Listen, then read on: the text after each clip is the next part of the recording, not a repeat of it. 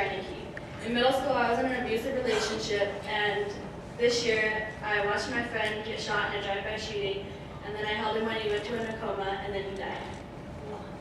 I'm Tyson Paul. I'm in 8th grade, and I'm part of the Dreammakers, just to make a difference. Good afternoon, my name is Matt Ackman. I suffered from child abuse as a kid. I never grew up with a mother, and I was raised by an alcoholic father. I am Gary Escatel. When I was in 2008, I had suicide thoughts that I wanted to kill myself. Hello, I'm Teddy Spencer, and I have suffered from depression for 4 years, and I have also suffered through, I've been bullied my entire high school career. Our theme this year was Don't Laugh at Me, Swan Suicide Harassment Bully Project. Our middle school has 135 students, our high school has 246. White Swan is located on the Yampa Indian Reservation, which is approximately 30 minutes from Yampa. We chose harassment and bullying because it shows that one of the leading causes of suicide is harassment and bullying. We took a healthy youth survey, and these are the results. The percent of kids at White Swan High School who reported that they were bullied in the last 30 days, as you can see, is higher than the average of Washington State. Our plan included to use education, activities, and media. We had assemblies, we passed out resource cards, which you guys got a little yellow one, and we also had a survey. We did a test called Are You Gonna Bully Test, and this is an example of the test. We're gonna do an exercise. Raise your hand if you've ever called someone a mean name.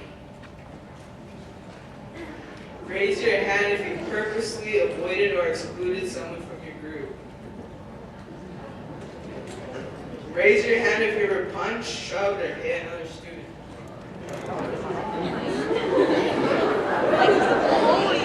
Just way back here. Those are all answers being a bully. Activities we did to prevent bullying, we had assemblies that we practiced anti-bullying in. Crew lessons, we all took an arguable bully test.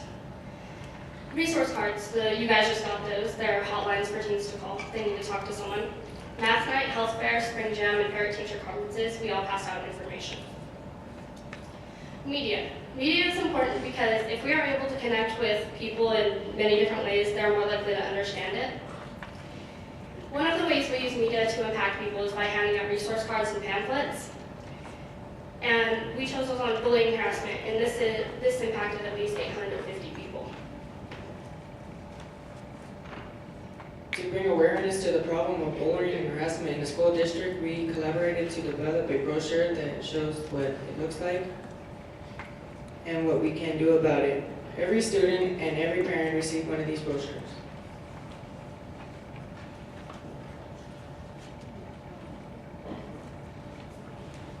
In order to make sure that the student didn't forget, we made resource cards that could be put in purses and wallets. We want the message never to be forgotten.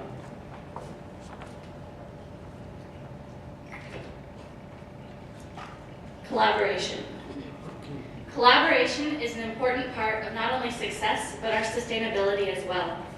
Because of this, Dreammakers has continued to collaborate with our local school district, our local churches, as well as our local businesses We also collaborated with other schools, including a local community college, a radio station, and translators so that we can reach out to a wider variety of people. Sustainability. In order to sustain who we are and what we want to do, we focus on two important areas, funding and people. Because without funding, you can't afford to help the people that you're around, and without people, there's no one to help. So, for funding, we apply for grants, work with groups, and fundraise. For people, we start to invite people from the 7th grade on up to join Dreammakers, and we attend trainings and work very closely with our schools. Impact. Because of what we have done, we have students reporting harassment and bullying in our school. we've educated the staff and parents so that they know what our policy is at our school. So they know that if their student is getting bullied or harassed, they know what's supposed to happen to the bulliers and harassers. Also, the people who are bullying and harassing others also know what's going to happen to them, and their parents can't argue against it. We've also assisted in implementing a Dreammaker program at a local community college. Because of our work on harassment and bullying, we've had no suicides.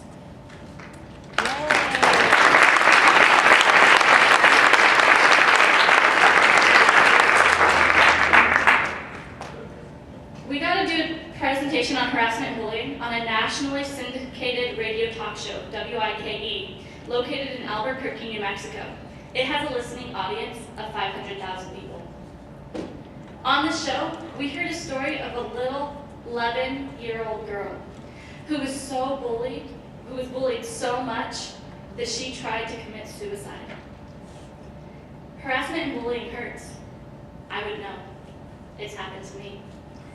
Here I was in front of my entire school talking about how to stop bullying and harassment and what it was, and how we kind of all are. I was giving the awareness, showing what the policy was and what students could do. And as soon as I got to my locker after the assembly, a group of boys thought it would be hilariously funny if they would push me into my locker, repeating again and again,